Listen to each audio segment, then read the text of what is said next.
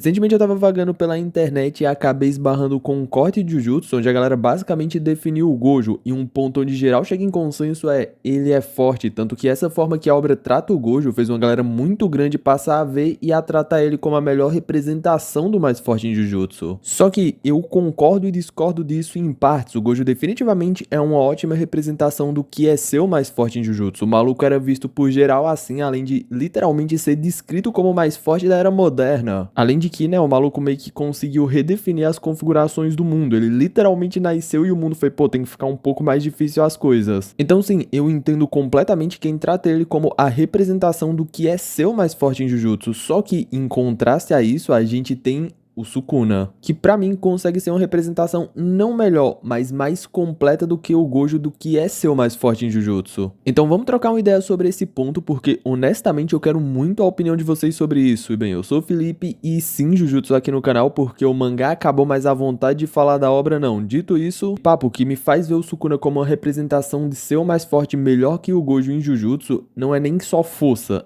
É estranho falar isso, principalmente no contexto geral, mas sim. Já que quando a gente fala de ser o mais forte, principalmente em uma obra como Jujutsu, que tem um contexto bem mais complexo para lutas, onde poder bruto não só é o que pesa, a gente entra meio que numa sinuca de bico. Porque Gojo e Sukuna basicamente são bem equivalentes, a gente vê isso na luta deles o tempo todo, onde um tinha vantagem e o outro ia lá e conseguia compensar de alguma forma. E se fosse pra gente falar só de poder bruto, irmão, o Sukuna é meio que basicamente uma fonte de energia amaldiçoada, só que saindo um pouco desse ponto e olhando a obra como um contexto geral, o Sukuna foi muito mais a representação do mais forte em Jujutsu do que o Gojo, e isso por bem mais tempo, mesmo que, ironicamente, ele tem menos tempo de tela que o Gojo. Já que assim, a gente viu o Satoru como o destaque de poder na geração dele, via ele batendo em maldição de grau especial como se não fosse nada, via e o Jogo que o diga. Basicamente, o maluco exibiu o quão poderoso ele era sempre que possível, só que o Sukuna em contrapartida foi muito mais um percussor para as coisas dentro de Jujutsu que o próprio Gojo.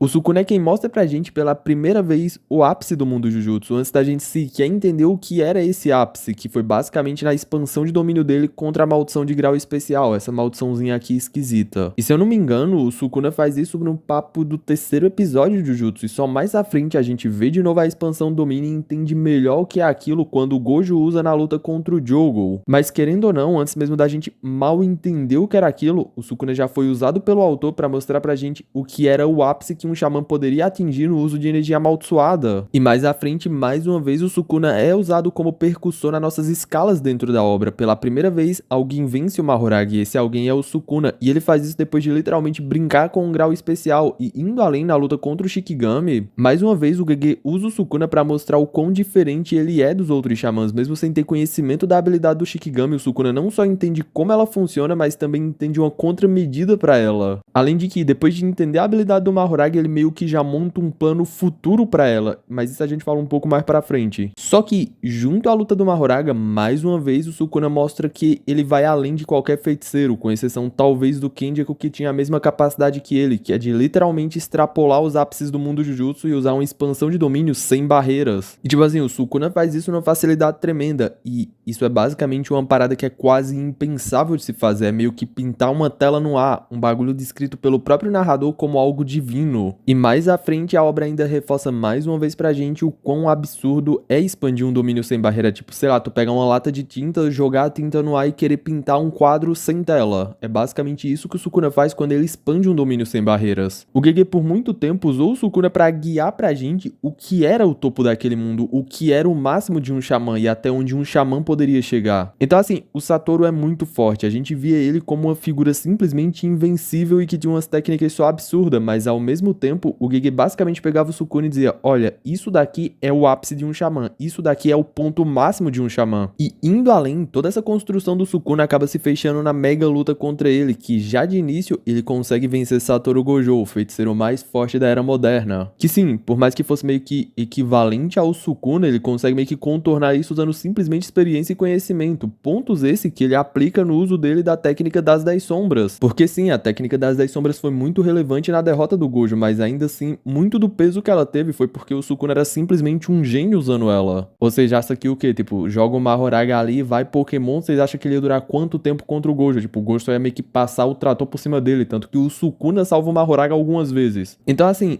o Sukuna usar a técnica das 10 sombras, só simplesmente usando, só jogando elas ali, não garantia vitória. Por isso que o Megumi não teria chances contra o Gojo, já que o que muito pesou foi o conhecimento e experiência e a forma que o Sukuna enxergava aquela técnica. Nessa luta, ele mostra pra gente um uso que ninguém nunca tinha mostrado e nem imaginava ser possível com essa técnica. Como também tendo uma visão tão à frente que ele foi capaz de enxergar um mundo onde ele venceria Satoru Gojo e ainda por cima se adaptaria ao Mugen dele com a técnica das 10 sombras lá em Shibuya durante a luta contra o Mahoraga. Vocês lembram que eu falei que a gente ia falar disso um pouco mais pra frente, então. Tanto que na luta contra o Mahoraga, quando o Sukuna entende a habilidade dele, ele solta uma frase bem interessante: Megumi Fushiguro, você me mostrou o caminho. Ou seja, a percepção de Jutsu do Sukuna foi tão absurda que ele viu a habilidade do Mahoraga e já pensou, pô, eu posso usar isso pra superar o Mugen. Acabou. Naquele ponto ele já tinha começado a planejar como superar o Mugen do Gojo, e naquele ponto ele entendeu como ele faria isso. Então assim, por mais que no fim Papai Mahoraga tenha sido essencial, o Gojo perdeu mais porque o Sukuna foi mais experiente e teve um plano melhor que ele. E eu acho que é muito desse papo que me faz no fim achar o Sukuna a melhor representação de ser o mais forte em Jujutsu, se encaixando bem melhor nele do que no próprio Gojo esse título. Porque assim, vamos ser sinceros,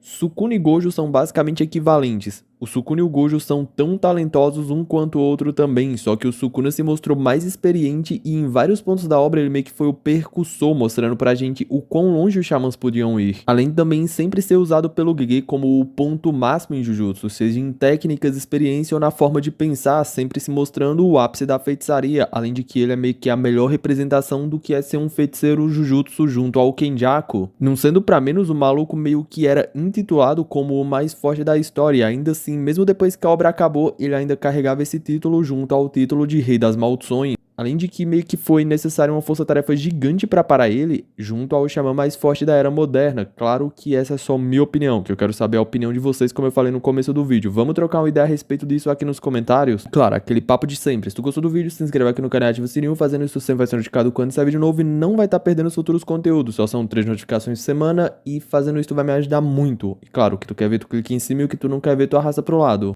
E, se possível, deixa o like também me ajuda muito. E se tiver aparecendo pra ti, clica no hypar. O hypar também ajuda muito o canal. Enfim, gente, fiquem todos bem. A gente se vê no próximo. É meio que isso. Falou!